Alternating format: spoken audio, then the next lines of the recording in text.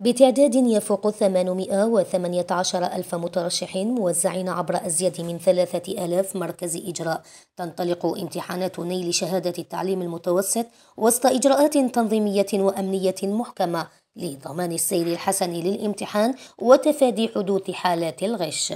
الامتحانات التي تتواصل على مدار 3 أيام من 3 إلى 5 جوان الجاري يمتحن فيها المترشحون في 9 مواد أساسية تستأنف بمادة اللغة العربية صباحا ومادة العلوم الفيزيائية والتكنولوجية مساء.